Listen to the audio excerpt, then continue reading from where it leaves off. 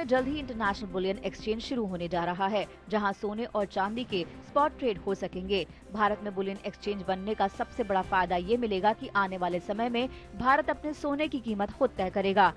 फिलहाल London Boolean market association यानी LBMA की सोने की कीमत के हिसाब से भारत के सर्राफा बाजार में सोने का भाव तय किया जाता है।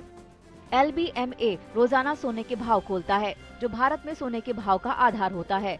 लंदन में जब भाव खुलते हैं तब तक भारत में दिन के 3.5 से 4 बज चुके होते हैं। ऐसे में भारत के सर्राफा कारोबारी न्यूयॉर्क और जापान बुलियन एक्सचेंज के भाव को देखते हुए भारत के लिए औसतन एक भाव खोलते हैं और उसके हिसाब से भारत में कारोबार होता है। लंदन में जो भाव खुलता है वो प्रति औंस में होता है, जिसकी कीमत डॉलर में तय होती है। अब इस सारी कसरत का असर किस तरह से भारत में सोने की कीमतें तय करता है, ये जानना दिलचस्प है। अगर अंतर्राष्ट्रीय बाजार में सोना $1,930 प्रति औंस की कीमत पर खुला है, तो इसमें 12.5% आज शुल्क, जो करीब प्रति औंस $2 होगा, जोड़ दिया जाता है। फिर जो कीमत आती है उसके हिसाब से भारत में सोने की खुदरा बिक्री होती है। रुपए को डॉलर में बदलने जैसे काम में प्रति औंस $2 का शुल्क लगता है। कई बार अंतर्राष्ट्रीय बाजार में सोने के दाम गिरावट के साथ खुलते हैं, लेकिन डॉलर के मुकाबले रुपए में कमजोरी है तो भारत में सोने के दामों में तेजी रहती है। अब बुलियन एक्सचेंज शुरू होने के बाद भारत सोने के दाम खुद तय करेगा और अंतर्राष्ट्रीय सटोरियों के चलते भारत में सोने के दाम बेवजह ऊपर नीचे नहीं हो पाएंगे। पूरे विश्व में सबसे ज्यादा जो ट्रेडिंग होती है वो होती है सोने की, और सभी देश यहाँ पर सोने की ट्रेडिंग करते हैं। लेकिन भारत एक ऐसा बाजार है जो कि सोने की सबसे ज़्यादा इंपोर्ट करता है और भारत की अमूमन 700 से 900 टन के बीच में पूरे साल की डिमांड रहती है, और इसीलिए भारत का ही मार्केट सोने के लिए सबसे इम्पॉर्टेंट है। और अगर यहाँ पर इंटरनेशनल एक्सचेंज खुलता है तो उसका बहुत बड़ा फायदा यहाँ पर भारत को होगा। वित्त मंत्रालय के आर्थिक मामलों के सचिव तरुण बजाज के मुताबिक अगले कुछ महीनों में बुलियन एक्सचेंज काम करने लगेगा।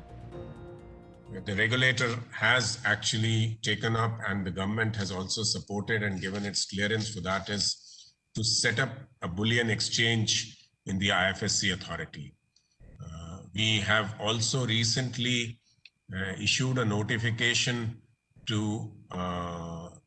allow the leasing of aircrafts, which is a big business which India gives.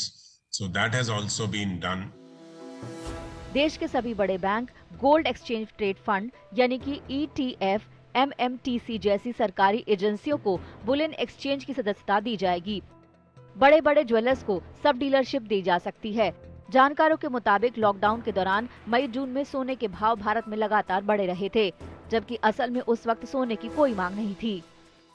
ये काफ़ी अच्छा कदम है और आने वाले समय में काफ़ी हद तक गोल्ड के जो भाव हैं वो भारत की ही डिमांड और सप्लाई पे डिपेंडेंट होते हैं, और उसी वजह से इनके रेट में उतार और चढ़ाव होता है। अभी फ़िलहाल ज़रूर यहाँ पर इंटरनेशनल गोल्ड को फॉलो किया जाता है, लेकिन डिमांड और सप्लाई के हिसाब से देखें तो भारत की ही डिमांड के ऊपर गोल्ड की भाव ज़्यादातर तय होते हैं। अहमदाबाद के पास Gujarat international finance tech city में बुलियन एक्सचेंज स्थापित किया जाएगा। बुलियन एक्सचेंज की स्थापना international financial services centre authority यानी IFSCA की देखरेख में हो रही है। IFSCA बुलियन एक्सचेंज के नियामक के तौर पर भी काम करेगा।